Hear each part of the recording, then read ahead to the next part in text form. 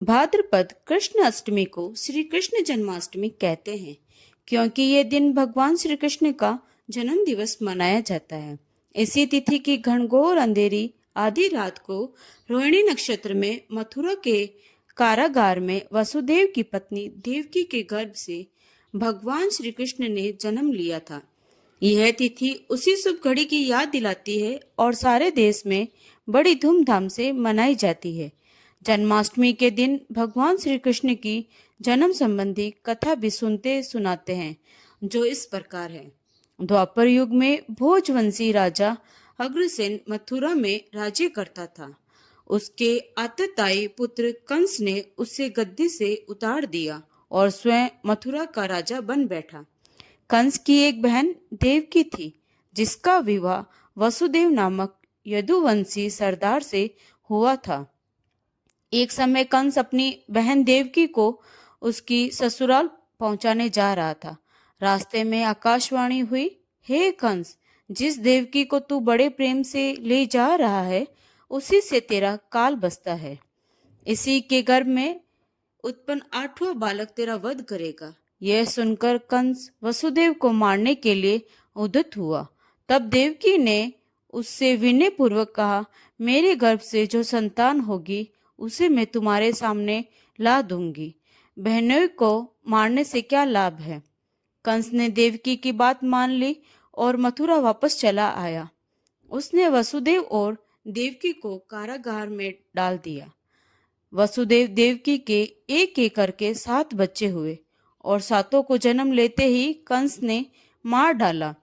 अब 8वां बच्चा होने वाला था। कारागार में उन पर कड़े पहरे बिठा दिए गए। उसी समय नंद की पत्नी यशोदा को भी बच्चा होने वाला था। उन्होंने वसुदेव देवकी के दुखी जीवन को देख 8वें बच्चे की रक्षा का उपाय रचा। जिस समय वसुदेव देवकी को पुत्र पैदा हुआ, उसी समय संयोग से यशोदा के गर्भ से एक कन्या का जन्म हुआ। और कुछ नहीं, सिर्फ माया थी।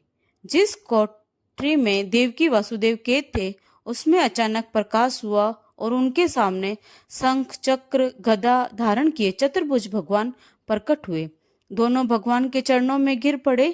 तब भगवान ने उनसे कहा, अब मैं पुनः नवजात शिशु का रूप धारण कर लेता हूँ। तुम मुझे इसी समय अपने मित्र नंद जी के घर वृंदावन में भेज जाओ और उनके यहाँ जो कन्या जन्मी है उसे लाकर कंस के हवाले कर दो।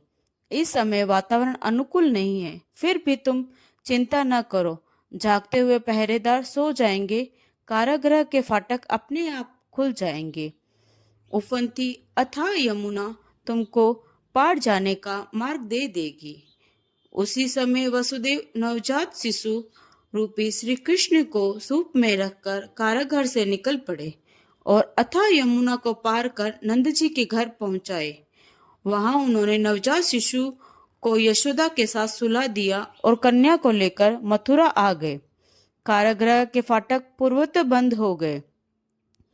अब कंस को सूचना मिली कि वसुदेव देवकी को जो बच्चा पैदा हुआ है, उसने बंदी गृह में जाकर देवकी के हाथ से नवजात कन्या को छीनकर पृथ्वी पर पटक देना चाहा, परंतु कन्या आकाश में उड़ गई और वहां से कहा, अरे मूर्ख, मुझे मारने से क्या होगा। तुझे मारने वाला तो वृंदावन में जा पहुंचा है। वह जल्द ही तुझे तेरे पापों का दंड देगा।